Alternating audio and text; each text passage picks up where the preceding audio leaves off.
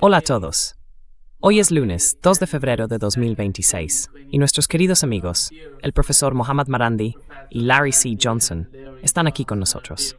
Bienvenidos de nuevo. Hola, me alegra estar con mis dos favoritos, el hombre de Virginia y el hombre de Brasil. Lástima que no tengamos a ningún iraní con nosotros.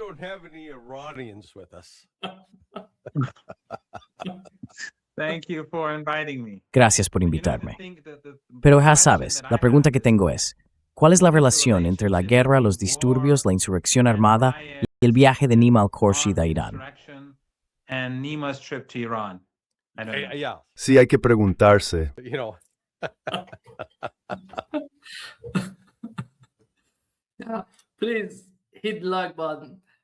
Por favor, pulsa el botón de me gusta y ayúdanos a llegar a más gente.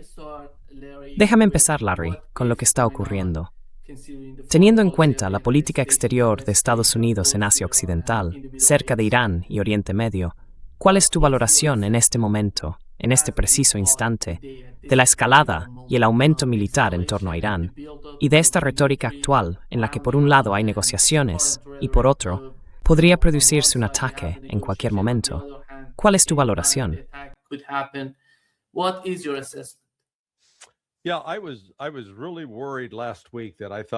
Sí, la semana pasada estaba realmente preocupado. Pensé que un ataque era inminente. Pero ahora estoy en el grupo que no cree que vaya a suceder, por varias razones. Así que empecemos con la llamada armada. Tienen un grupo de ataque con portaaviones navegando en el mar Arábigo, pero se mantienen a unos 1000 kilómetros de la costa. Ahora bien, si van a atacar a Irán, ¿con qué van a atacar? Con misiles de crucero Tomahawk. ¿Adivina cuál es el alcance de un misil de crucero? 1000 kilómetros. Tal vez puedan ampliarlo, si no llevan una gran ojiva, quizá hasta 1500. De repente el supuesto objetivo es, tenemos que eliminar todos los sitios de misiles balísticos de Irán. Pero ni siquiera pueden llegar a un tercio del camino hasta Teherán desde allí en el mar. Así que ese es el primer problema. Luego tienen otro asunto.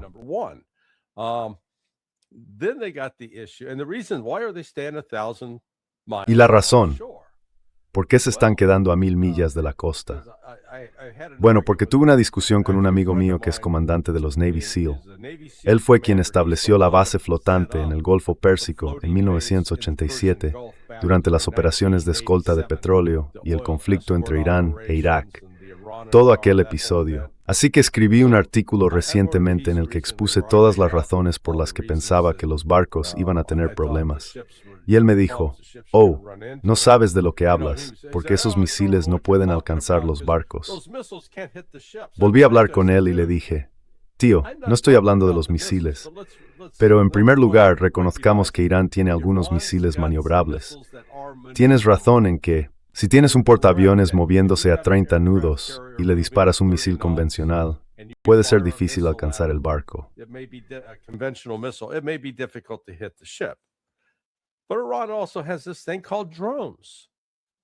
Pero Irán también tiene algo llamado drones. De hecho, según fuentes abiertas, cuentan con al menos 4 o 5 drones que pueden recorrer más de 1000 kilómetros. Así que tienen drones que realmente pueden llegar hasta allí. Y los drones son maniobrables, no son estáticos. Y luego, cuando empiezas a detallar cómo podría atacar Irán, si yo asesorara a los iraníes, me aseguraría de que cada barco de la flotilla estadounidense fuera alcanzado por al menos un centenar de drones. Tendrían que defenderse, porque esos destructores y cruceros lanzamisiles tienen lo que se llaman celdas de sistema de lanzamiento vertical. Piénsalo como mi taza de café. La colocas sobre la cubierta del barco y luego cargas los misiles en ella.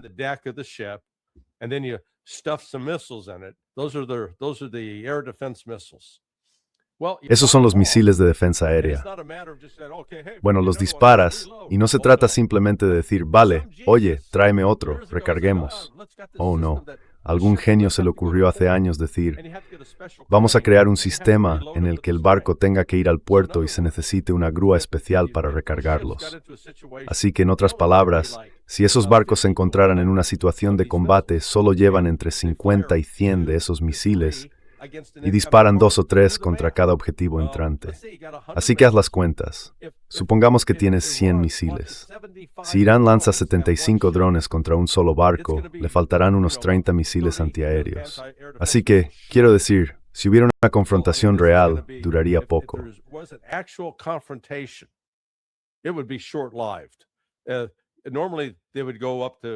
Normalmente subirían al puerto de Bahrein para reacondicionar, pero Irán va a cerrar el estrecho de Hormuz, así que eso no va a salir demasiado bien.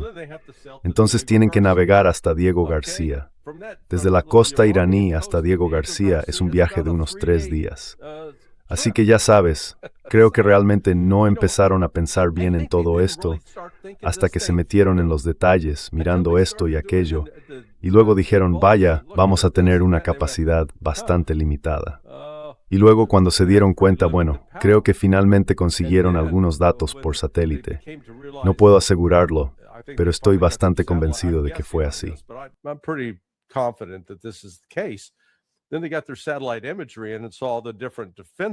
Luego, obtuvieron sus imágenes satelitales y vieron los diferentes sistemas de defensa aérea que Irán tiene ahora, sistemas que no tenían el 13 de junio de 2025.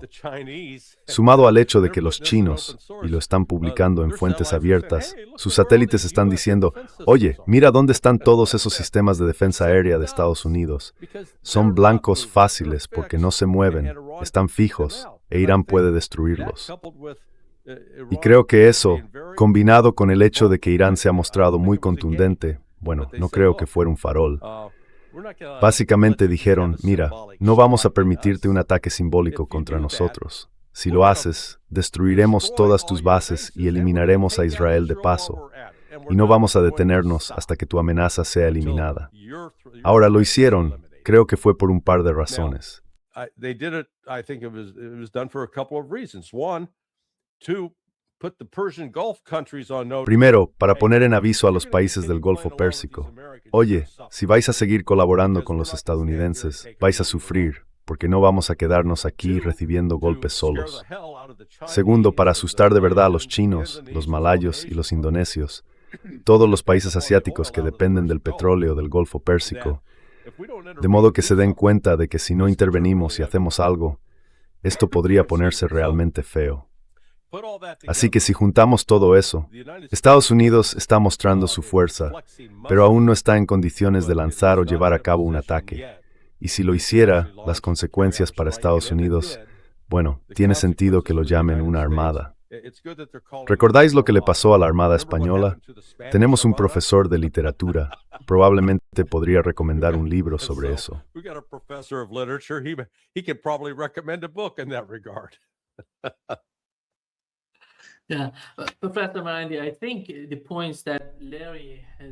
Profesor Marandi, creo que los puntos que ha planteado Larry son importantes, porque una parte del argumento es cómo reaccionaría Irán ante Estados Unidos.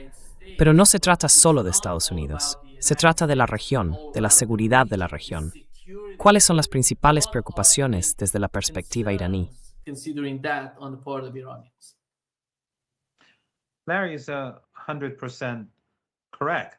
Larry tiene toda la razón. El problema para los iraníes es que deben asegurarse de que este capítulo de confrontación llegue a su fin. Los estadounidenses, Trump concretamente, querían, según tengo entendido, llevar a cabo algún tipo de ataque simbólico y que Irán respondiera de la misma manera o lo aceptara. Pero los iraníes dijeron que no. Si atacáis, será una guerra total.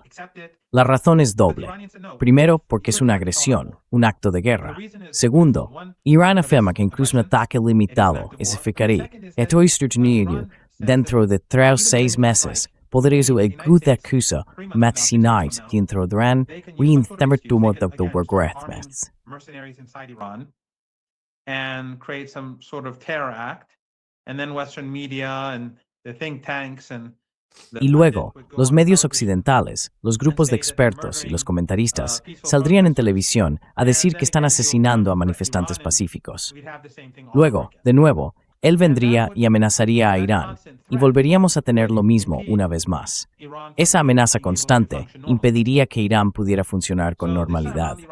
Así que, esta vez, los iraníes están diciendo que ya basta, y Larry tiene toda la razón. Las capacidades de misiles iraníes frente a los israelíes creo que son muy impresionantes. Creo que todos quedaron impresionados. Pero el hecho es que las verdaderas capacidades de Irán no están dirigidas hacia Israel. Eso es, en cierto modo, un espectáculo secundario. Irán tiene poderosas capacidades para golpear con fuerza a Israel, al régimen.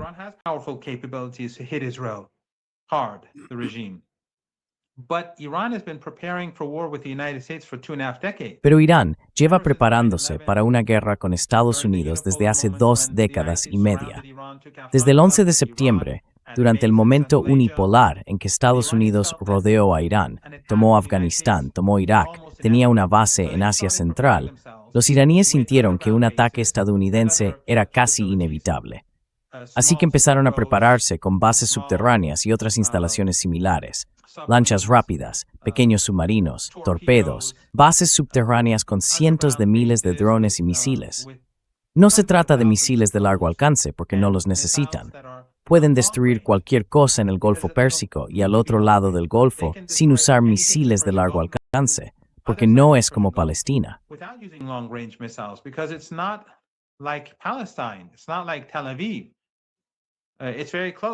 No es como Tel Aviv, está muy cerca.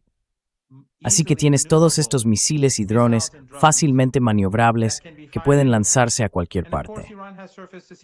Y por supuesto, Irán también tiene misiles superficie-mar. Muchos de ellos han sido desplegados a lo largo de la costa del Golfo Pérsico en las últimas semanas para enviar un mensaje a los estadounidenses de que no solo eliminarán las bases estadounidenses y atacarán sus barcos, sino que todas las instalaciones de petróleo y gas, los petroleros, todo sería destruido. El argumento que presentan los iraníes es que todos esos pequeños países de la región del Golfo Pérsico tienen bases estadounidenses y por tanto son cómplices. Y mientras hablamos, esas bases están siendo utilizadas.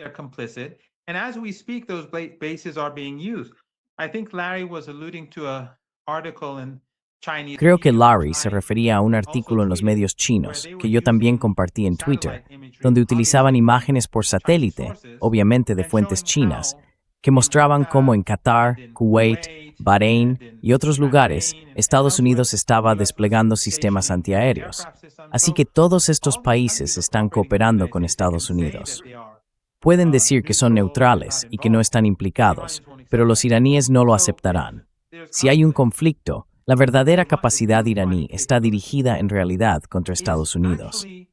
El poder de fuego de Irán es mucho mayor que lo que hemos visto contra Israel, aunque en aquel entonces Irán no estaba preparado. Ya sabes, fue un ataque relámpago.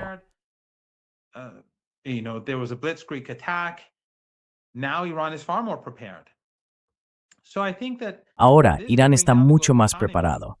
Así que creo que esto haría caer la economía global, y Trump lo reconoce. Ahora bien, no estoy diciendo que no vaya a haber una guerra, porque estamos hablando de Trump. Si se tratara de un gobierno normal, diría que las posibilidades de guerra serían nulas. Pero Trump es alguien impredecible y está rodeado de personas que anteponen los intereses de Israel. Y bueno, algunos dicen que los archivos de Epstein podrían tener un impacto. No lo sé, pero podrían. Algunos dicen que crean un mayor incentivo para un ataque.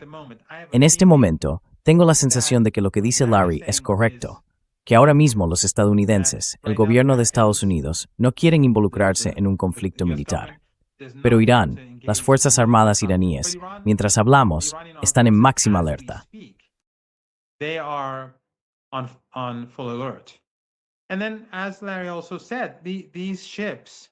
Y luego, como también dijo Larry, estos barcos, como vimos en Yemen, tienen una capacidad muy limitada de autodefensa.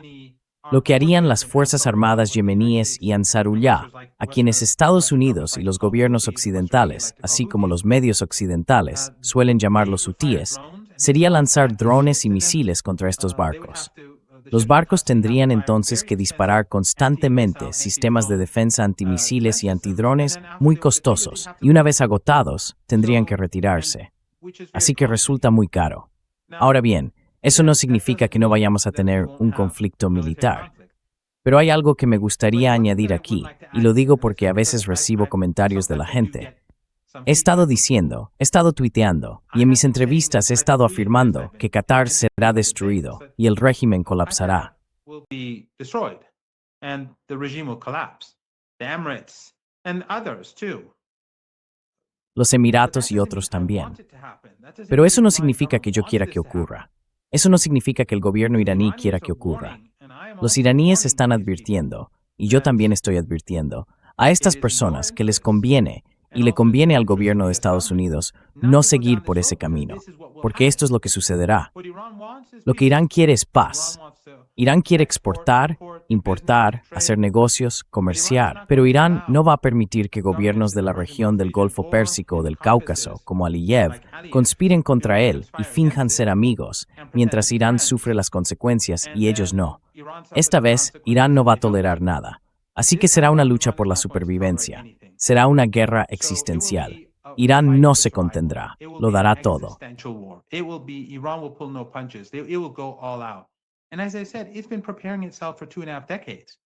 Y como dije, lleva preparándose 2 décadas y media. La fuerza de Irán son sus drones y sus misiles. Y tiene un número interminable. Bueno, dicen 2000, pero no. Tienen decenas de miles de misiles que pueden alcanzar Israel. Y tienen cientos de miles de drones y misiles que pueden destruir todo en el Golfo Pérsico. Llevan preparándose durante décadas. Y luego está el elemento añadido de Yemen, Hezbollah y también Irak. Debemos tener en cuenta que en las recientes elecciones en Irak, donde la participación fue significativa, ganaron los aliados de Irán. Y los grupos iraquíes están diciendo que si hay una guerra contra Irán, van a luchar. Hace apenas un par de noches o un par de días, vimos imágenes de una ciudad subterránea de misiles en Irak.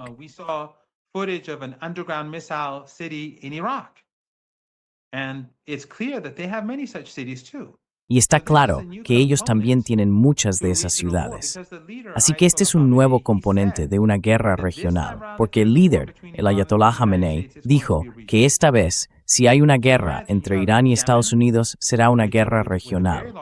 Así que imagina que tienes a Yemen, con una población muy numerosa, que se ha estado preparando para la guerra. Tienes a Irak, que tiene una población enorme. La población de Irak es, creo, de unos 45 a 47 millones de personas. Este no es el Irak de hace 3 o 4 décadas, que quedó devastado cuando Estados Unidos lo invadió. Este es un Irak cuyas fuerzas armadas están formadas por hombres que lucharon contra el ISIS, que tienen aliados en Teherán y que se han estado preparando para una guerra regional.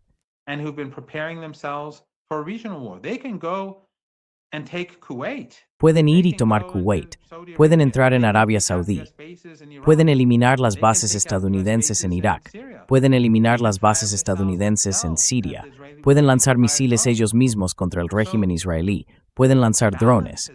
Así que el equilibrio ha cambiado en toda la región.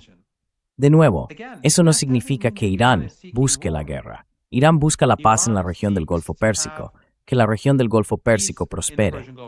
Irán quiere la paz y quiere que los países del Golfo Pérsico reconozcan que su verdadero adversario es Israel. A Irán le gustaría que Estados Unidos reconociera que su verdadero adversario es el sionismo.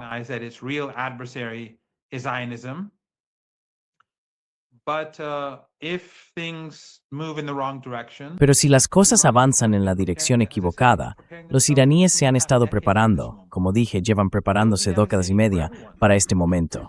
Sería devastador para todos. La guerra es horrible. Pero es algo parecido a lo que ocurría durante la Guerra Fría entre Estados Unidos y la Unión Soviética, cuando yo estaba en la escuela y leíamos, incluso siendo niños, sobre la destrucción mutua asegurada, INDI, por sus siglas en inglés. Lo que Irán puede hacer con las exportaciones de petróleo y gas de toda la región de Asia Occidental y el Cáucaso destruiría la economía global. Algunos amigos estadounidenses me han preguntado, bueno, ¿y qué pasa con el hecho de que Estados Unidos es autosuficiente en petróleo? Eso no va a cambiar nada.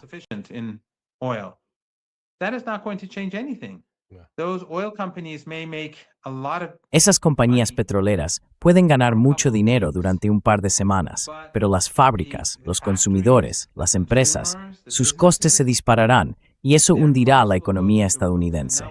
Y entonces los precios del petróleo también se desplomarán, porque cuando la economía se derrumba, no solo en Estados Unidos, sino en otros lugares, el consumo de petróleo se hunde. Cuando la economía global colapsa, surge una situación que nos afecta a todos, sin importar dónde estemos en este planeta. Y luego imagina a las decenas de millones de personas que se pondrán en movimiento, probablemente dirigiéndose hacia los lugares a los que tradicionalmente se han desplazado, Norteamérica, Europa Occidental, aunque su situación sería igual de mala que en cualquier otro sitio.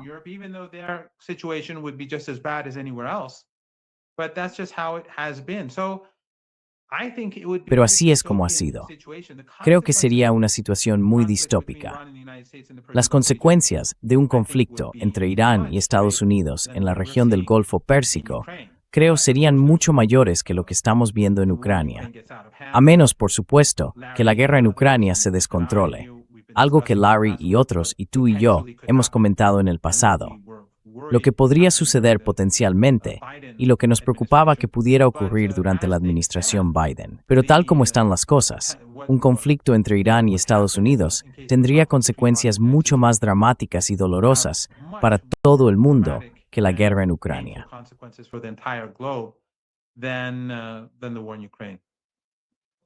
Yeah, let me just follow up on a couple of points. Go ahead. Sí, permíteme hacer un seguimiento de un par de puntos que presentó el buen profesor. Es tanto un comentario como una pregunta.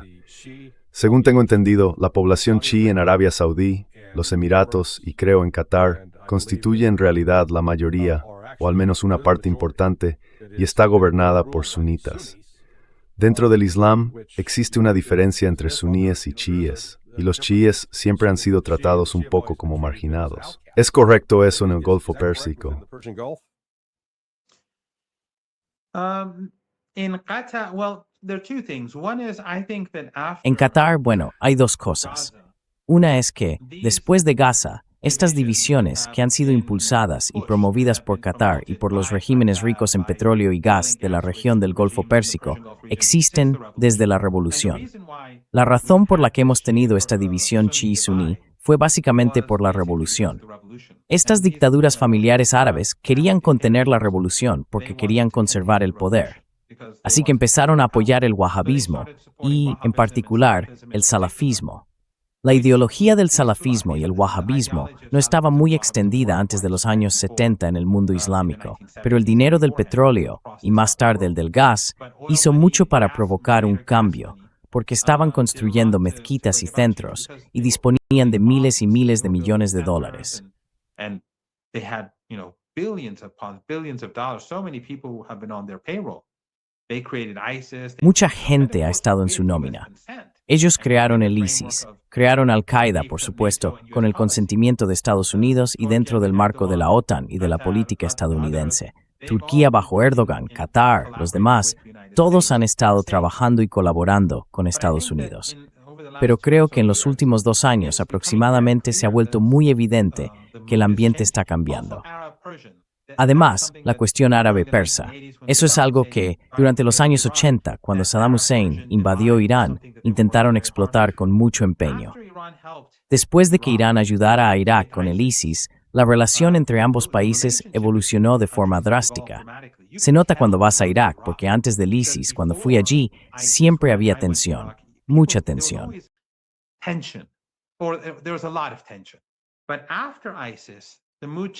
Pero después de ISIS, el ambiente cambió drásticamente. No digo que la relación entre las personas sea totalmente utópica, pero es muy amistosa. Hay muchos iraníes e iraquíes que se casan, hay más matrimonios mixtos y cosas por el estilo. Así que de repente las relaciones entre árabes y persas, o entre árabes y no árabes, porque Irán está compuesto por diferentes grupos, quiero decir Marandi significa de Marand, que es una ciudad azerí, la relación entre iraníes y árabes está evolucionando. Y lo mismo ocurre con la cuestión chií-suní. Mucha gente empieza a ver a través de esta división fabricada, y muchos suníes en todo el mundo islámico ahora se ponen del lado de Irán.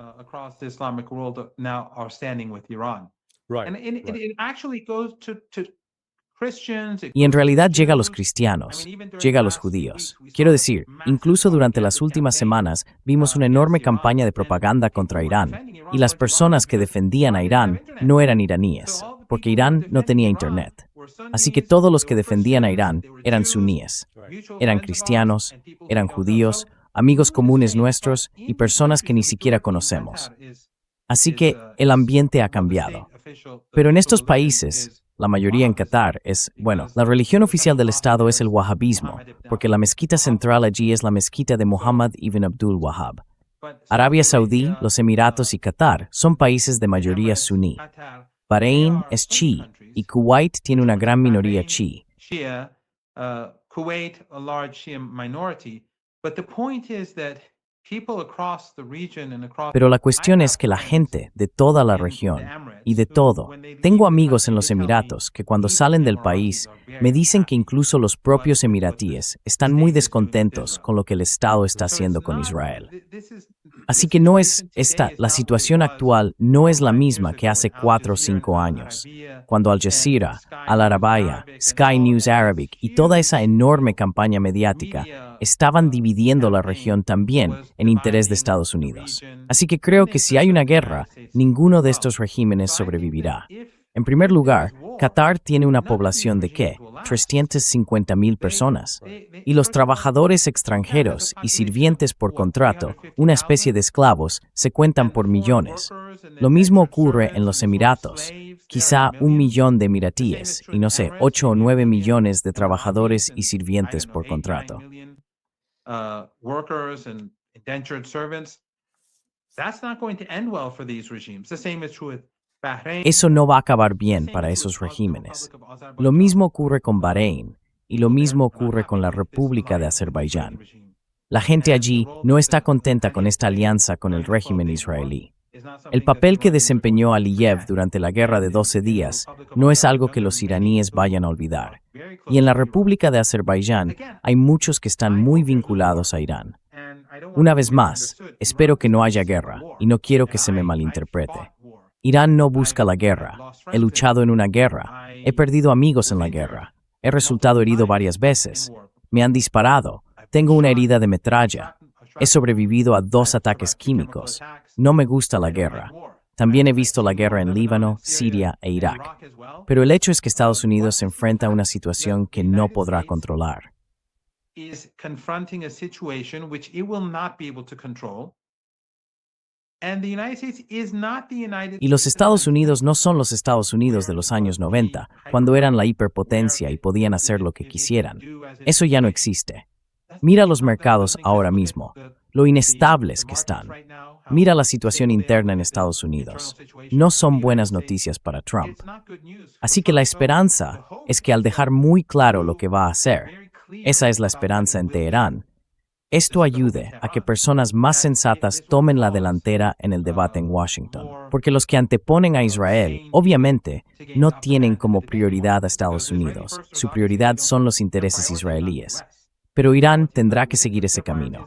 Y el líder lo dijo en su discurso de ayer, fue muy explícito. Le dijo a Estados Unidos que si hay una guerra, no será entre vosotros y nosotros. Será una guerra regional. Yeah, well, the other dimension here, and you touched on it there. Sí, bueno, ya sabes, la otra dimensión aquí, y tú lo has mencionado, y sé que Alistair Cook y yo hemos estado señalando esto en nuestros escritos recientemente, tiene realmente que ver con el fin de la hegemonía económica de Estados Unidos. En otras palabras, durante las últimas 3 semanas hemos visto una volatilidad extraordinaria en los mercados de oro y plata, especialmente en el de la plata. Y lo que está ocurriendo aquí es una batalla entre el papel, la gente que vende acciones, y puedes apostar a que el precio de la plata va a subir o puedes apostar a que va a bajar. Pero al final todo se reduce a tu capacidad real. Puedes entregar la plata,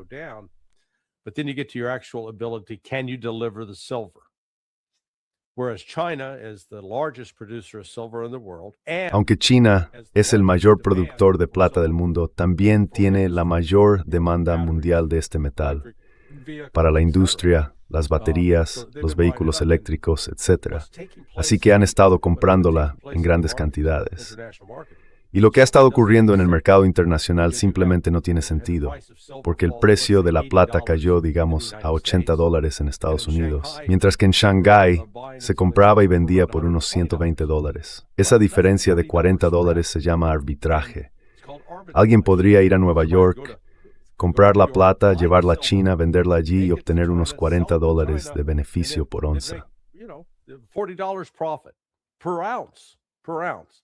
Multiply that over 1,000,000 ounces, and all of a sudden you're talking. Multiplica eso por más de 1,000,000 de onzas y de repente estás hablando de mucho dinero. Así que eso ha estado ocurriendo y parece que ha habido una manipulación directa del mercado en Estados Unidos para intentar frenar esa situación.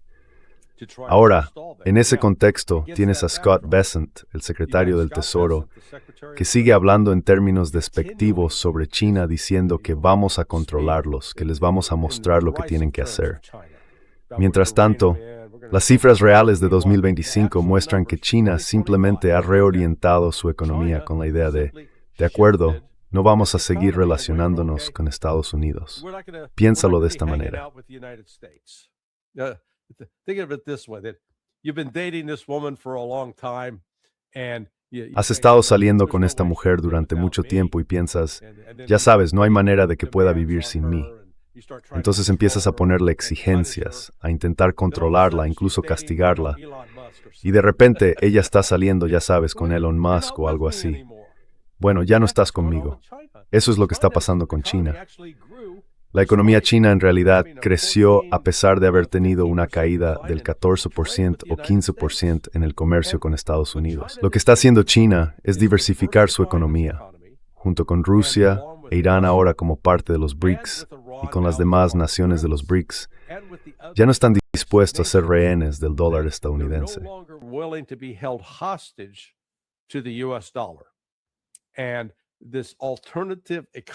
Y esta economía alternativa está creciendo y lo está haciendo rápidamente. Eso es una de las cosas que Estados Unidos ha estado intentando controlar. Creo que ese es otro elemento wall que está frenando un ataque estadounidense contra Irán. Porque si atacan a Irán, ya hemos visto que el precio del petróleo y del Brent ha subido de 60 a 70 dólares. Si atacan, el precio del petróleo va a subir aún más. El precio del oro volverá a subir. La plata también. Va a causar una gran perturbación en los mercados internacionales. Y como señaló correctamente el profesor Momarandi, a Trump no le están yendo precisamente bien las cosas aquí en Estados Unidos.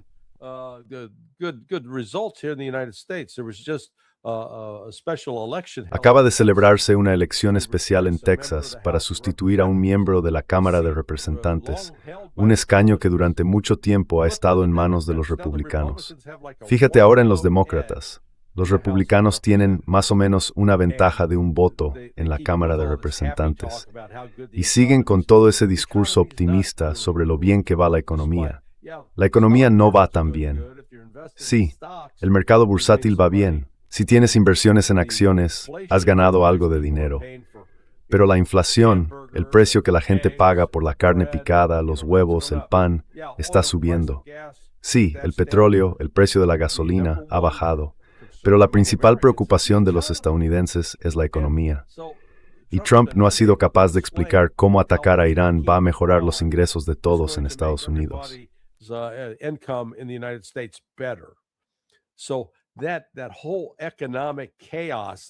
Así que todo ese caos económico que acecha ahí fuera es otro, lo llamaré afortunadamente, un efecto de amortiguación, porque los otros países del Golfo, en los que Trump cuenta para invertir billones en Estados Unidos, creo que están acudiendo a él y diciéndole, si haces esto, ya no puedes contar con nuestro dinero.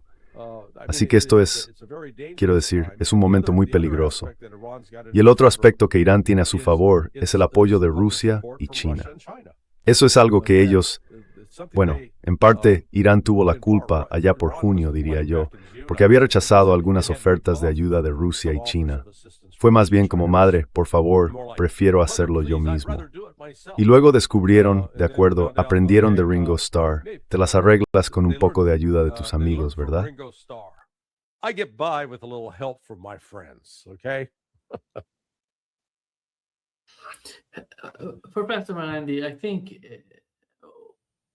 Profesor Marandi, Creo que sabemos que, al menos durante las últimas 3 semanas, hemos visto cómo funciona todo. Lo que estaba ocurriendo aquí en Irán se exageró. De algún modo se informó o desinformó erróneamente fuera de Irán, intentando presentar al gobierno iraní como un castillo de naipes, de modo que si Estados Unidos entraba y atacaba a Irán, todo se derrumbaría. Teniendo en cuenta lo que ha sucedido y la experiencia que han tenido los medios y el gobierno iraní, cree que Irán tiene un plan para contrarrestar esto. Porque, como dijo el ministro de Asuntos Exteriores de Irán en su entrevista en CNN, hay personas que intentan desinformar y engañar a la administración Trump, haciéndole creer que puede intervenir y que todo se vendrá abajo. ¿Cuál es su valoración? ¿Cuáles son los desafíos a los que se enfrenta ahora mismo el gobierno en esa dirección?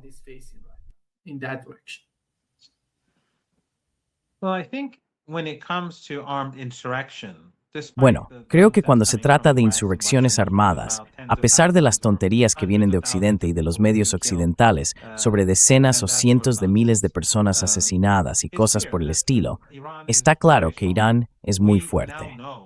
Ahora sabemos, después de que el secretario del Tesoro de Estados Unidos os hablara en Davos y dijera que había hecho caer la moneda iraní, que todo esto fue una conspiración premeditada. Sí, hicieron caer la moneda para que la gente saliera a las calles. Y lo hicieron, en pequeño número. No hubo arrestos, ni problemas, ni acoso real. Pero luego, al tercer día, de repente aparecieron estos grupos muy grandes, o grandes cantidades de alborotadores bien entrenados por todo el país. Incendiaban edificios, bancos, mezquitas o escuelas, todos utilizando el mismo método.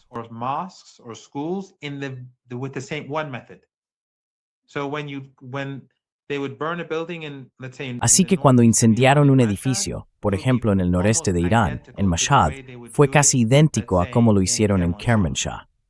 Estaba claro que habían recibido un tipo de entrenamiento específico. Luego se vio algo muy parecido al modelo utilizado 3 años atrás, después de la muerte de Mahsa Amini. Los medios persas en Occidente mentían diciendo que había sido golpeada hasta morir, y mucha gente lo creyó al principio hasta que aparecieron las grabaciones. Pero entonces también llegaron aquellos alborotadores. Era el mismo modelo, pero esta vez mucho más profesional, mucho más amplio y mucho mejor preparado.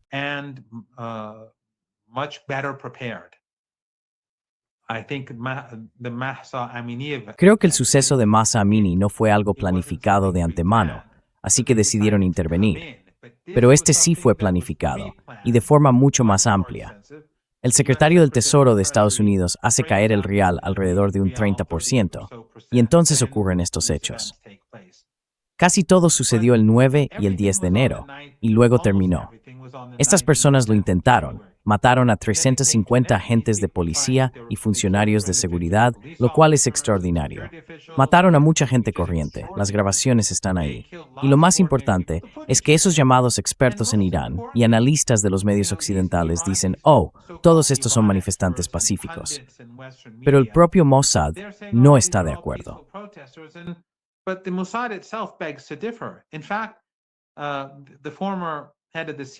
De hecho, el ex director de la CIA en su tweet dijo que el Mossad estaba sobre el terreno.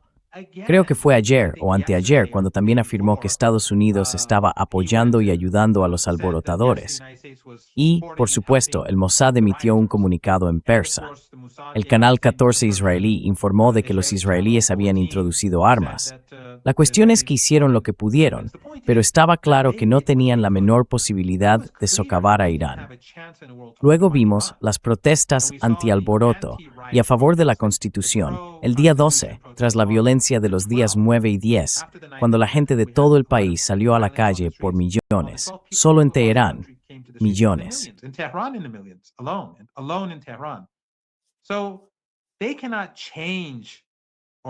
Así que no pueden cambiar ni socavar al Estado. Su objetivo era crear un entorno en el que para, ya sabes, justificar o digamos legitimar un ataque contra Irán, aunque no estuviera justificado ni fuera legítimo, pareciera serlo a los ojos de los estadounidenses comunes. Así que lo que estaban haciendo era básicamente preparar el terreno para un asalto estadounidense a Irán. Pero creo que Estados Unidos se sorprendió, o estas agencias de inteligencia se sorprendieron de lo rápido que los iraníes pusieron fin a todo esto. Gran parte tuvo que ver con cortar el acceso a Internet. Además, las capacidades de Elon Musk fueron fácilmente neutralizadas. Y las fuerzas de seguridad iraníes estuvieron utilizando drones todo el tiempo. Seguían a estas personas y luego fueron y arrestaron a todos los cabecillas.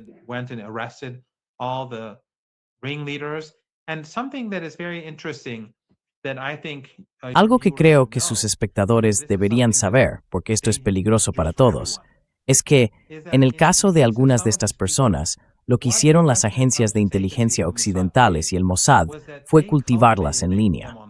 Reunieron información sobre ellas, sus intercambios, sus fotos o, por ejemplo, su participación en fiestas en Teherán y otros lugares. Hacían cosas que eran ilegales o inmorales, cosas que serían humillantes para sus familias si se hicieran públicas. Y entonces fueron reclutadas, algo así como pequeños Epsteins, por decirlo de alguna manera. Mini Epsteins, if I could put it that way. Yeah. And this is something that I think a lot of people who are Y esto es algo sobre lo que creo que muchas personas que ahora están políticamente activas, pro-palestinas, antibélicas, pro-venezolanas, lo que sea, deberían tener cuidado, porque sus teléfonos móviles son ahora armas. Y esas fiestas tan elaboradas que organizan en Teherán, ¿quién en su sano juicio gastaría tanto dinero para invitar a cientos de personas, gastar quién sabe cuánto, solo por hacerlo? Tienen objetivos detrás de ese tipo de cosas. Pero, en cualquier caso, arrestaron rápidamente a esas personas, a los cabecillas, a los que no murieron en la calle durante los tiroteos. Y todo terminó mucho más rápido de lo que esas agencias esperaban. Esa es mi creencia.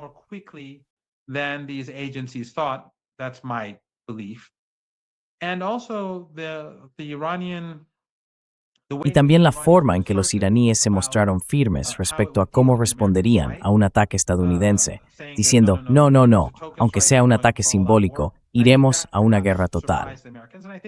Creo que eso quizás sorprendió a los estadounidenses y también a otros. Y creo que la declaración del Ayatollah Khamenei de ayer sobre una guerra regional y luego por primera vez vimos una base de misiles subterránea en Irak. Imágenes de ella siendo mostradas, publicadas, subidas a Internet. Todo eso en conjunto, creo que creó un entorno en el que esta conspiración no logró su objetivo. No un cambio de régimen, eso nunca fue una posibilidad, sino provocar una guerra entre Irán y Estados Unidos.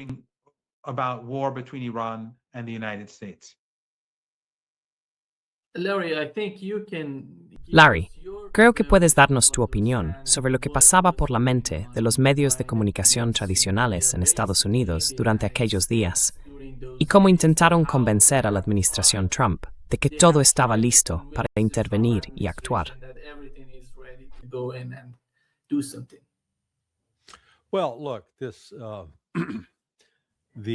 Bueno, mira, la narrativa anti-iraní ha estado en el centro de la conciencia estadounidense desde 1980. Recuerdo, estamos hablando de hace 46 años, que acababa de empezar en la American University, y recuerdo cuando tomaron la embajada. La forma en que se presentó fue, ya sabes, aquí estamos. Somos estos grandes estadounidenses, siempre intentando ayudar a la gente, y aquí están estos iraníes desagradecidos atacando a nuestra gente. Y lo admito.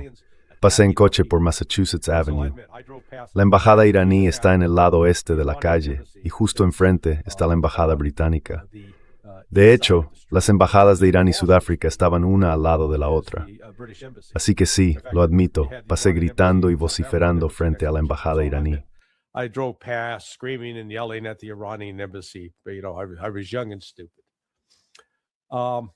Era joven y estúpido. Las mentiras que se han incorporado al relato, y hace 30 o 25 años puede que yo también haya sido culpable de ello, porque siempre se oye, bueno, Irán es el principal patrocinador del terrorismo. Así que seguía escuchando eso, y al final dije, vale, veamos las cifras reales. Ya sabes, una de las grandes quejas es que Irán tiene estos grupos afines, Hamas y Hezbollah, y que están matando israelíes. Uno se queda con la idea de que han matado a miles de israelíes. Así que entré en uno de los motores de búsqueda con IA y le pregunté a un par de ellos, ¿Cuántos israelíes han sido asesinados desde 1982? Ya que fue entonces cuando surgió Hezbollah, y supongo que en el 87 surgió Hamas. I guess in 87, Hamas emerges. I said, how many of these so-called Iranian proxy groups? Dije, ¿cuántos de esos llamados grupos proxy iraníes, cuántos israelíes han sido asesinados en ataques llevados a cabo por ellos? 46 años, menos de 5,000. Ahora bien, no quiero minimizar la pérdida de 5,000 personas. Sin embargo, el pasado viernes supimos que las FDI finalmente admitieron que sí, han matado a más de 70,000 palestinos.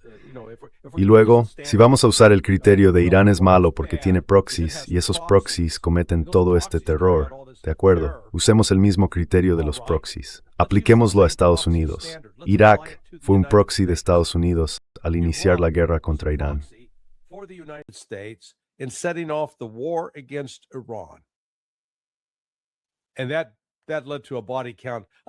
Y eso llevó a un número de muertos de al menos 500,000. No sé cuántos resultaron heridos, probablemente millones. Así que las cifras ni siquiera cuadran.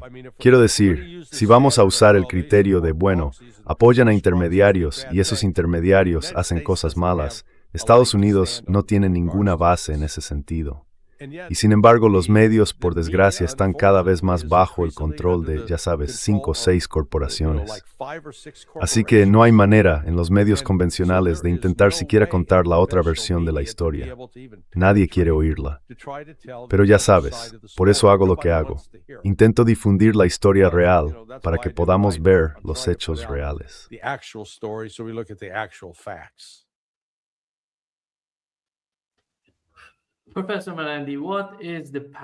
Profesor Marandi, ¿cuál es el camino?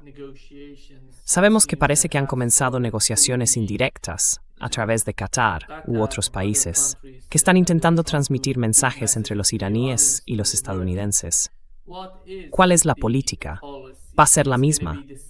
Están intentando comprender la complejidad de la región, tratando de convencer a otros, porque al fin y al cabo sabemos por la experiencia que tuvimos en Ucrania, cada vez tenían que explicar, una y otra vez, a la administración Trump la realidad de lo que estaba ocurriendo.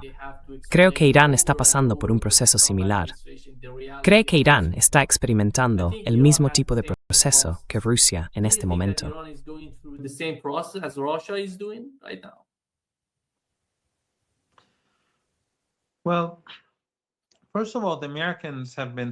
Bueno, ante todo, los estadounidenses han estado enviando muchos mensajes a Irán por distintos medios y a través de diferentes países.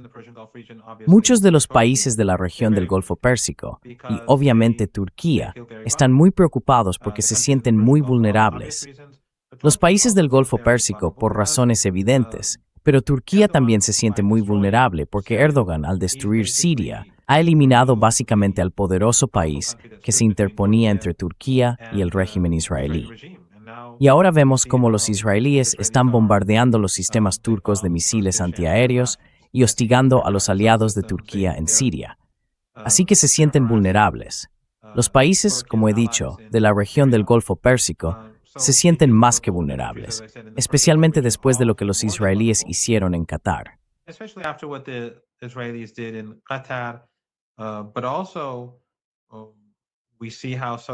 Pero también vemos cómo Arabia Saudí se ha vuelto en contra de los Emiratos y están muy preocupados. Los saudíes han notado las conversaciones sobre el Gran Israel, que incluiría partes significativas de lo que hoy es Arabia Saudí. Así que el ánimo ha cambiado, y estos países están muy inquietos.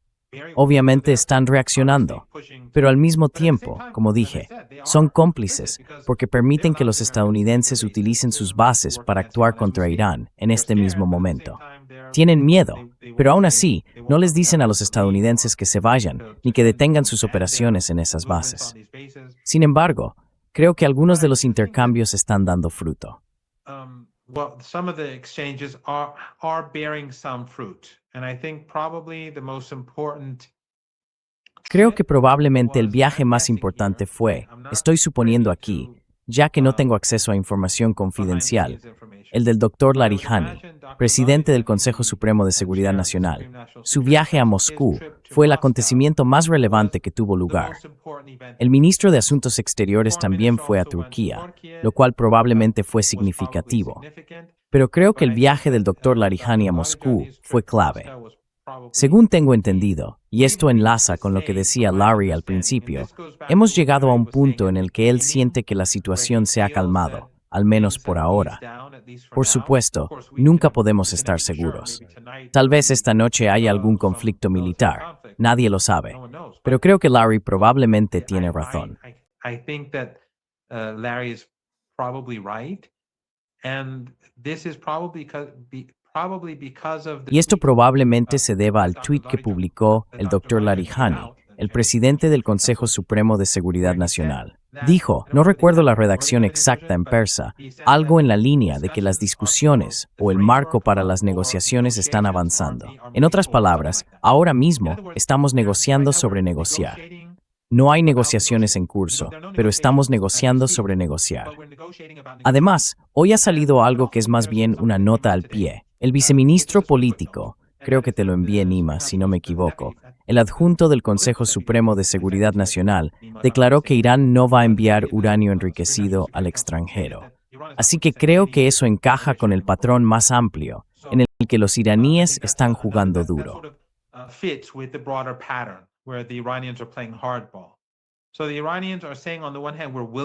Así que los iraníes dicen que por un lado están dispuestos a negociar el programa nuclear, igual que antes, pero no en los términos que algunos en Washington podrían estar esperando. Si Estados Unidos reconoce el derecho de Irán al enriquecimiento, a tener un programa nuclear pacífico, entonces podemos hablar. Quizás se pueda hacer algo. Pero ya sabes, dejar de lado el enriquecimiento está fuera de cuestión. La declaración del subdirector del Consejo Supremo de Seguridad Nacional, creo, refuerza eso. Y por supuesto, Irán no va a negociar sus alianzas con Hamas, Hezbollah o Ansarullah, ni con los iraquíes o la Yihad Islámica Palestina, ni nada por el estilo. Ni tampoco va a negociar su programa de misiles, por razones obvias.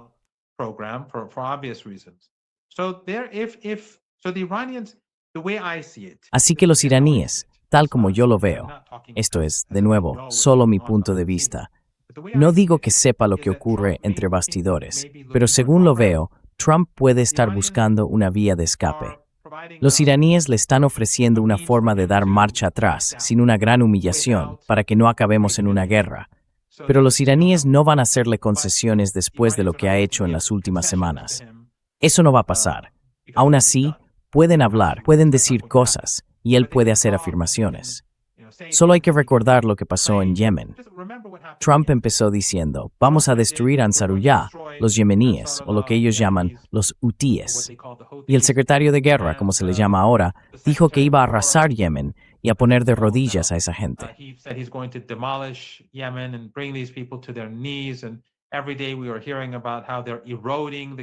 Y cada día oíamos hablar de cómo estaban erosionando las capacidades de Ansarullah. Luego, de repente, al cabo de un mes más o menos, Trump salió y dijo, se han rendido, se han capitulado, están de rodillas, así que vamos a poner fin a esto. Pero resultó que no habían cedido nada, y él simplemente se retiró. Así que, si eso es lo que va a hacer, los iraníes proporcionarán una vía para ello. Porque de nuevo, aunque los iraníes están preparados para la guerra, y la reciente declaración sobre el uranio enriquecido refuerza el argumento de que Irán está preparado para el conflicto, Irán no quiere la guerra.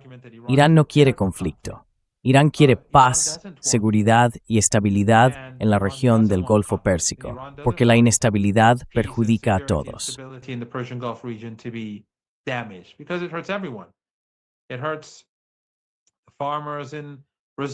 Perjudica a los agricultores de Brasil, perjudica a los trabajadores de las fábricas en Sudáfrica, perjudica a todo el mundo. Devastará la economía global durante muchos años, incluida nuestra propia economía. Así que supongo que ahí es donde estamos, en este camino tan complicado en el que estamos discutiendo cómo discutir o negociando sobre cómo negociar.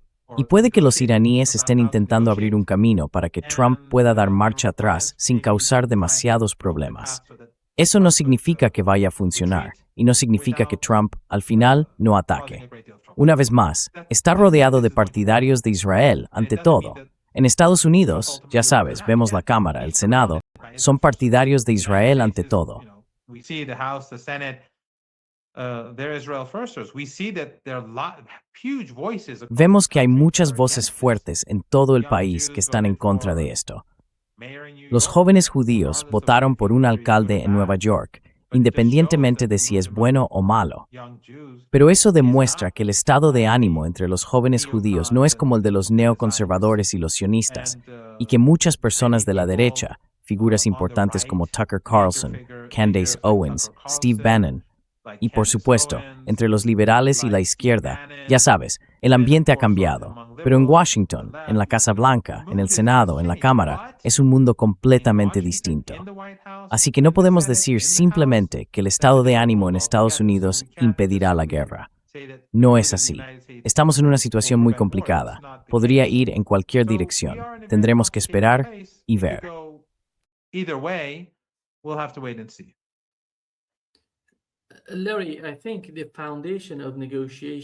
Larry, creo que la base de las negociaciones, como dijo el ministro de Asuntos Exteriores iraní en su entrevista en CNN, sería centrarse en las armas y bombas nucleares. Irán está dispuesto a negociar sobre eso y a ofrecer garantías para esa negociación.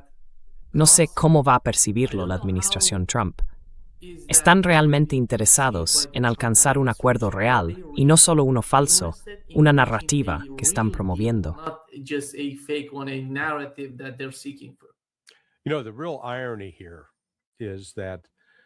Sabes, la verdadera ironía aquí es que si el JCPOA se hubiera mantenido intacto, en primer lugar habría habido garantías claras de que Irán no tenía un arma nuclear.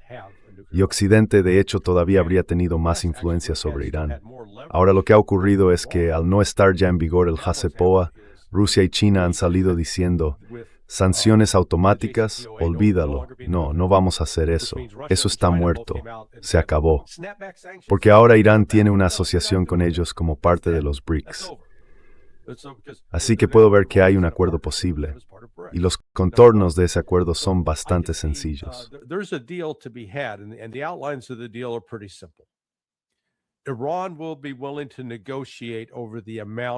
Irán estaría dispuesto a negociar sobre el nivel de enriquecimiento que lleva a cabo en el país y a ofrecer garantías con Rusia y China actuando como garantes. No creo que Irán confíe únicamente en el OIEA. Así que probablemente buscaría algún tipo de acuerdo en el que participen Rusia y China.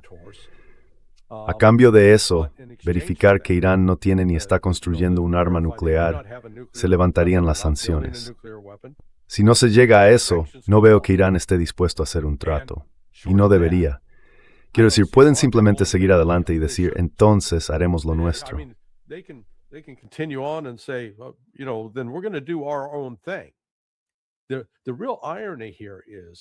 La verdadera ironía aquí, la otra ironía, es que si Estados Unidos hubiera atacado a Irán, eso creo habría fortalecido a aquellas voces en Irán que llevan tiempo argumentando, mira, necesitamos tener la bomba. Si tuviéramos una bomba, esto no estaría ocurriendo. Creo que eso habría llevado finalmente ese argumento hasta el punto en que el Ayatollah Khamenei podría haber dicho, ¿sabes? Reconozco que nuestro intento de cumplir con la ley islámica respecto a estas armas terribles en realidad está poniendo en riesgo nuestra República Islámica. Porque no ves a Occidente haciendo estas cosas con Corea del Norte ahora mismo. Ellos la tienen lista para usar y pueden responder. Así que todo el mundo simplemente los deja en paz.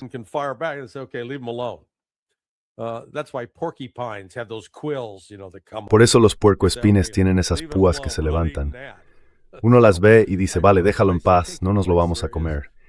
Así que lo que veo que está ocurriendo aquí es que, como señaló el profesor Marandi, sigue siendo un momento muy peligroso. Y eso no significa que no haya algunos locos alrededor de Trump que puedan finalmente convencerle algún día de lanzar un ataque. Pero si Estados Unidos hace eso, yo diría que marcaría el fin de la presidencia de Trump, porque no hay manera de que Estados Unidos pueda imponerse en ese conflicto. Sería otro momento de declarar la victoria y retirarse del Mar Rojo. Los hutíes se rindieron, o Irán se rindió. E Irán estará allí diciendo, ¿de qué están hablando? And Iran will be standing there going, what are they talking about? We can't even spell capitulation, all right? Ni siquiera sabemos escribir capitulación, ¿de acuerdo?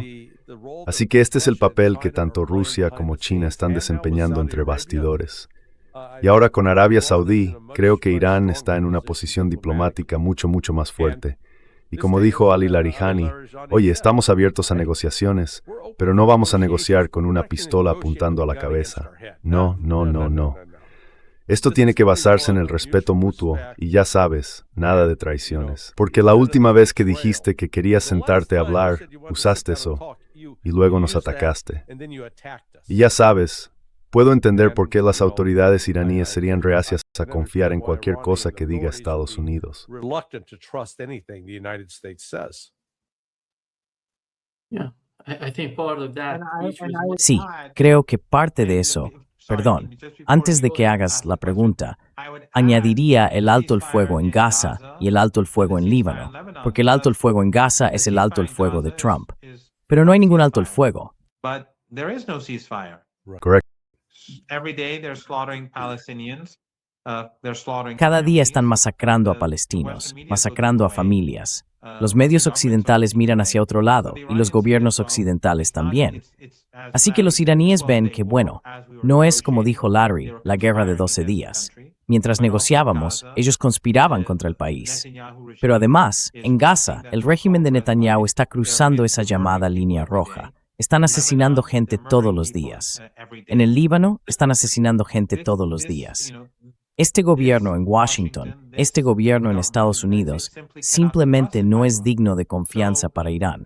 Por eso tienen negociaciones sobre las negociaciones, porque primero tienen que averiguar cómo negociar para poder, en última instancia, alcanzar un acuerdo que crean que realmente se llevará a cabo, teniendo en cuenta todos estos factores. Taking all these things into account. That's why we can't just. That's why there are no negotiations. Por eso no hay negociaciones en este momento, porque las negociaciones no llevarían a nada. Para llegar a un acuerdo se necesita cierto nivel de confianza. El Hotsepoa fue otro ejemplo en el que Irán hizo muchas concesiones. De hecho, si Irán va a renegociar su programa nuclear con Estados Unidos, en mi opinión, Irán no permitirá que sea como el Hotsepoa. Irán exigirá un acuerdo mucho mejor. Cuando firmamos el Hotsepoa, y yo era asesor de medios tanto del Dr. Zarif como del Dr. Bagheri durante el gobierno de Rouhani, Irán hizo demasiadas concesiones, y eso acabó volviéndose en su contra.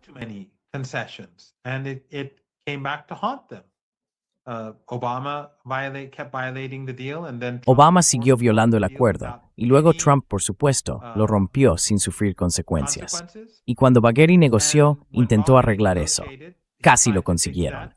Luego llegaron las elecciones de mitad de mandato y después los disturbios en Irán, que una vez más, fueron evidentemente dirigidos por agencias de inteligencia occidentales tras la muerte de Mahsa Amini. Y eso no funcionó. Pero esta vez, creo que los iraníes van a estar esperando, exigiendo, mucho más, porque miran a Gaza, miran al Líbano, miran al Hotsepoa, miran a la guerra de 12 días y dicen, de acuerdo, ¿y si llegamos a un acuerdo? ¿Quién dice que no vais a bombardearnos o traicionarnos? Who says that you're not going to bomb us or betray us? So this is going to be very complicated. And I think it's Así que esto va a ser muy complicado. Creo que va a llevar mucho tiempo y puede que no llegue a ninguna conclusión realmente concluyente. Por lo tanto, aún podríamos tener conflicto. Por eso creo que los iraníes van a seguir reforzando sus capacidades, los iraquíes van a reforzar las suyas, los yemeníes, Hezbollah y otros, todos se estarán preparando cada vez más para un tiempo peligroso por delante. Pero el mundo ha cambiado.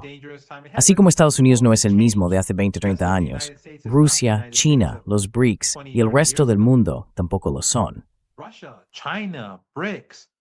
The rest of the world is not the same. 10 years ago, when the US and Iran. Hace 10 años, cuando Estados Unidos e Irán tenían el Hotsepoa, Irán era un país y países como China y Rusia estaban apenas surgiendo, o resurgiendo, digamos, como potencias, porque China y Rusia, por supuesto, fueron muy poderosas en su momento.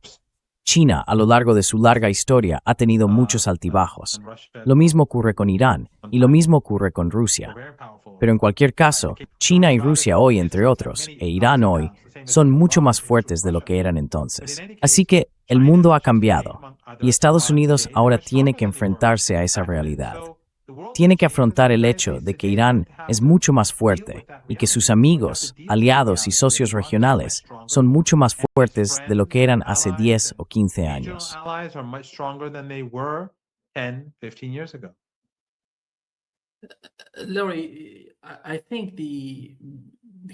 Larry, creo que el tema de generar confianza entre Irán y Estados Unidos es muy difícil, realmente complicado. Y no solo por lo que dijo el profesor Marandi sobre Gaza, Líbano y todo eso, sino también por el factor israelí. Cada vez que Estados Unidos habla con Irán, tiene que ir a Israel. Sabemos que mañana Steve Witkoff va a Israel para hablar con Netanyahu. Este es un factor diferente si lo comparamos con lo que ocurre entre Rusia y Estados Unidos en Ucrania, porque allí no existe el factor israelí. Pero aquí, en el caso de Irán, el factor israelí influye directamente en la política exterior estadounidense y en la administración Trump. ¿Cómo lo ves? ¿Crees que cada vez que negocian con Irán, tienen que hablar con Netanyahu, convencerle de que todo lo que están haciendo mantendrá intactos los intereses de Israel? ¿Cuál es tu interpretación de eso?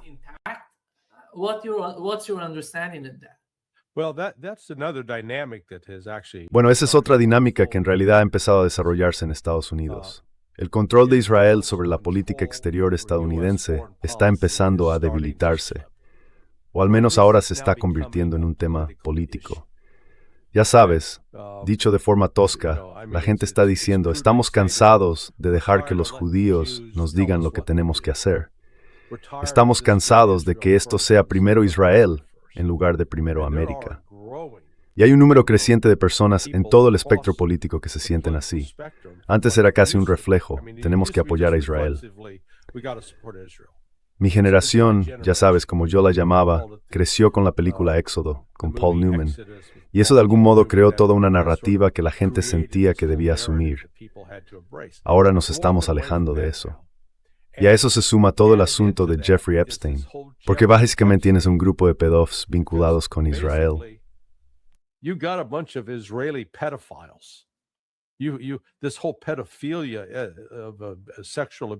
Todo este asunto de la pedofilia y el abuso sexual de menores, hay un fuerte componente judío en ello. Y la gente dice, oh, estás siendo antisemita. Mira, yo solo estoy tratando con los hechos. Sabes, la Iglesia Católica ha tenido sus propios problemas de desviación sexual, y eso se ha expuesto ampliamente. Eso no significa que seas anticatólico por señalarlo. Y de manera similar, en este caso, un documento reciente deja claro que Epstein operaba como un activo de inteligencia para el Mossad.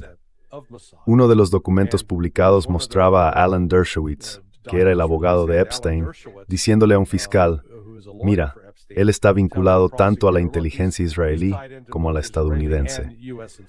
Así que claro, así que ya sabes, eso también está empezando a salir a la luz. Quiero decir, reconozcámoslo, dijiste que no había un componente judío en la guerra de Ucrania.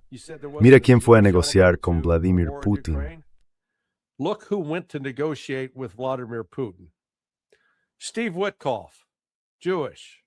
Jared Kushner. Steve Witkoff, judío. Jared Kushner, judío. Grunbaum, judío. ¿Quién toma las decisiones por Donald Trump? Susie Wiles. Ella dirigió la campaña presidencial de Bibi Netanyahu.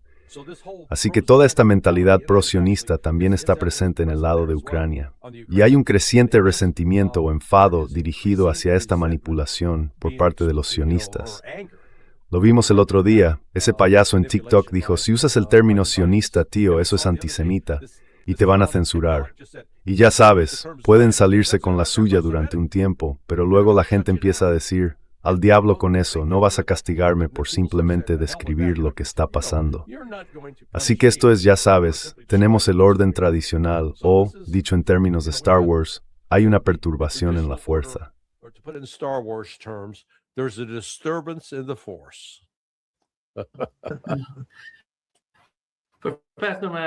Profesor Marandi, sus comentarios finales antes de que terminemos. Creo que es bastante evidente. Lo mismo, la misma pregunta que le hice a Larry. You know, I think this is very clear that Sabes, creo que esto está muy claro, que a pesar de la historia entre Irán y Estados Unidos, esa historia realmente comienza en 1953 con el golpe de Estado, cuando derrocaron al gobierno iraní e instalaron a un Shah brutal que básicamente actuaba como esos déspotas árabes del Golfo Pérsico, gastando toda su riqueza petrolera en comprar chatarra y fingiendo que estaban progresando. Y ninguno de ellos produce realmente nada de gran sustancia, ni siquiera hoy. Luego tuvimos la revolución y la propia toma de embajada, que traumatizó a muchos estadounidenses. Sus raíces están en el hecho que Estados Unidos dio refugio al Shah.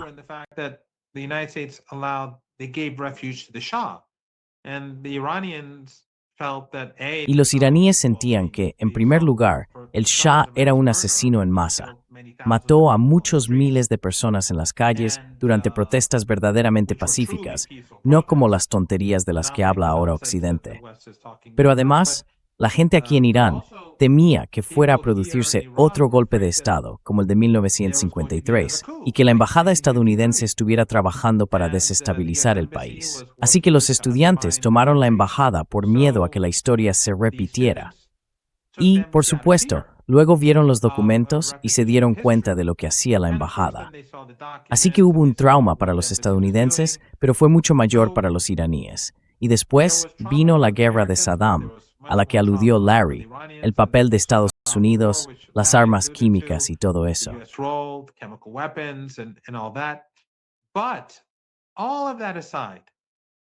Pero dejando todo eso a un lado, si, hipotéticamente, hoy no existiera Israel, las relaciones entre Irán y Estados Unidos se normalizarían en cuestión de meses. Y me refiero a normalizarse, igual que entre Irán y Rusia. De hecho, antes de la caída de la Unión Soviética, la relación de Irán con los soviéticos no era mucho mejor que con Estados Unidos. En los mítines decían muerte a la Unión Soviética, igual que decían muerte a Estados Unidos. Y por cierto, cuando dicen eso, no se refieren a los estadounidenses, sino al régimen imperial. Igual que en América Latina, cuando la gente decía, Yankee, vete a casa, no significaba que los ciudadanos corrientes debieran abandonar su país.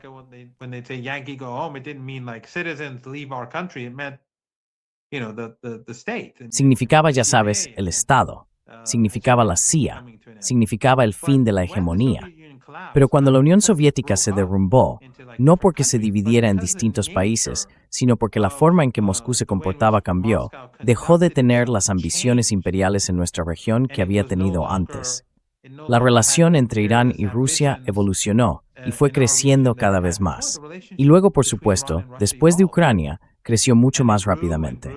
Ahora los dos países son muy cercanos. Y nunca en la historia entre Irán y Rusia las relaciones han sido tan buenas como lo son hoy.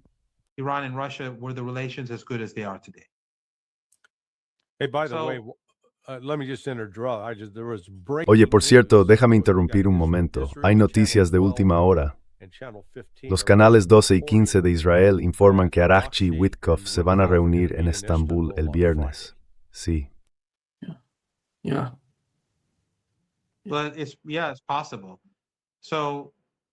Sí, es posible. Pero el punto es que, si no fuera por la existencia de Israel, creo que la relación entre Irán y Estados Unidos evolucionaría muy rápidamente, como la relación entre Irán y Rusia. Eso es un hecho. Como señaló Larry, los negociadores, el principal negociador de Trump es su yerno, un sionista, Witkoff, un sionista. Así que el problema de Estados Unidos y también de Trump, en un sentido más amplio, es que la política exterior estadounidense está guiada por sionistas. Y no se trata solo del régimen israelí, sino del sionismo, igual que el embajador de Estados Unidos ante el régimen israelí es un sionista cristiano. Estas personas, sus intereses están con el régimen israelí.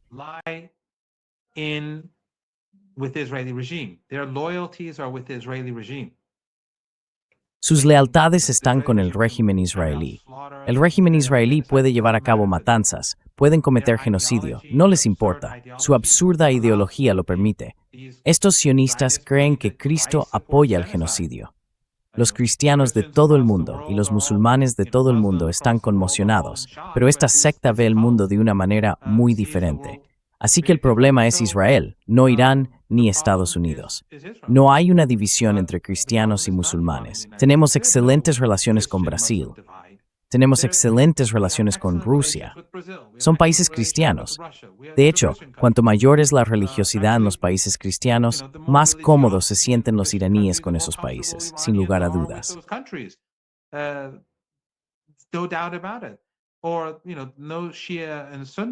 O ya sabes, sin división chií-suní.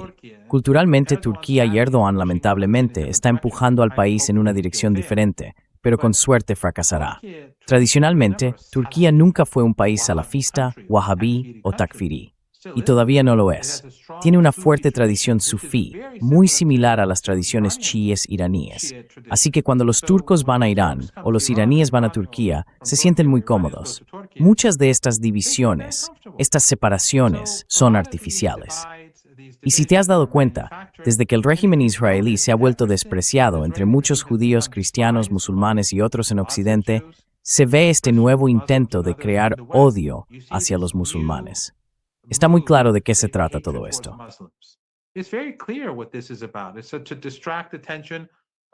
Es para desviar la atención de lo que está ocurriendo en Gaza.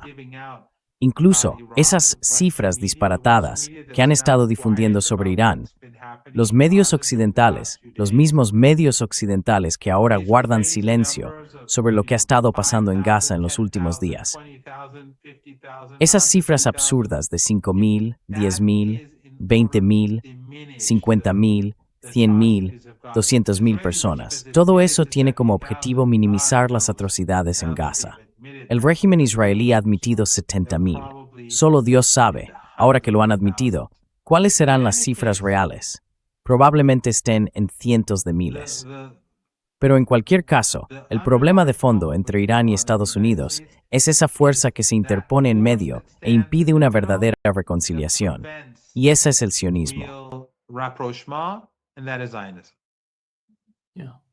Yeah, and let me just, in closing, just add in that.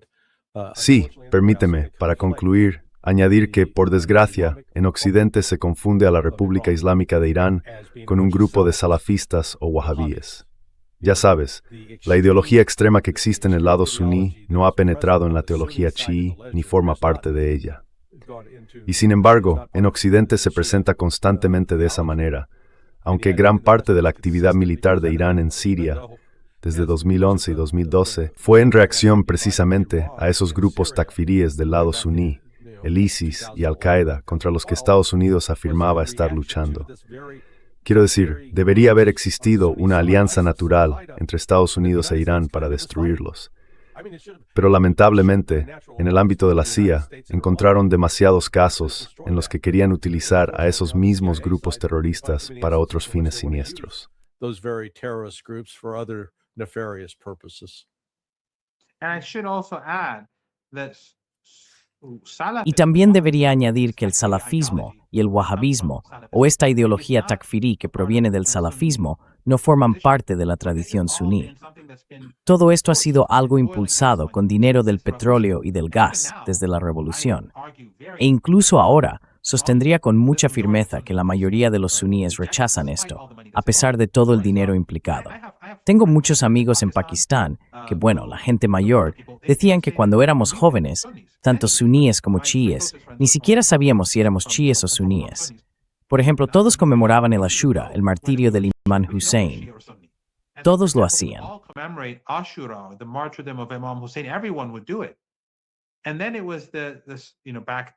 Y entonces era, ya sabes, en aquel entonces principalmente dinero saudí. Ahora Mohammed bin Salman en realidad se ha alejado un poco de esto, y es Qatar quien ha tomado el relevo. Pero todo este dinero llegaba, y por supuesto, muchos de estos países no tenían mucho dinero propio. Estados Unidos desempeñó un papel central en todo ello.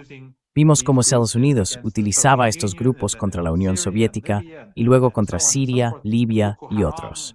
Boko Haram y todos los demás provienen de las mismas raíces.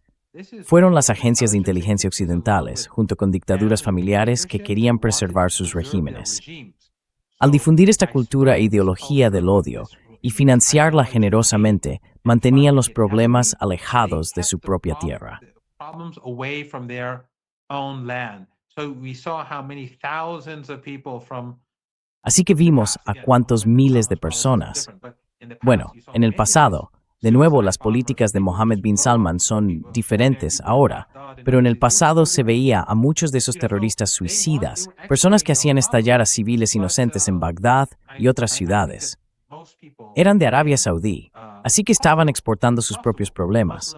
Pero creo que hoy en día la mayoría de la gente en todo el mundo, musulmanes, cristianos, judíos, hindúes, es decir, no puedo hablar por todos en la India, pero muchas personas de distintos orígenes religiosos y culturales, incluidas muchas en la India, están despertando a la realidad de cómo el imperio utiliza la raza, la religión y la secta. religion and sect is being used by the empire.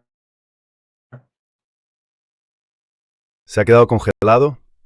Ha vuelto. Fallo de internet.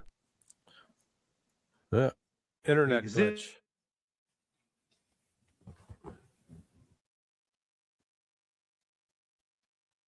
Yeah, it seems that This- we have to, yeah. To Sí, parece que tenemos que hacerlo. Sí, el profesor Marandi se ha ido por lo que parece. Larry, no sé si podrá volver, pero muchísimas gracias, Larry, por acompaños hoy. Hablaremos más tarde. Hablaremos el viernes. Talk to All you right. later. I Yeah, talk to you on Friday. Voy a esperar y decirte algo cuando detengas la grabación. Sí, sí, claro. Sure.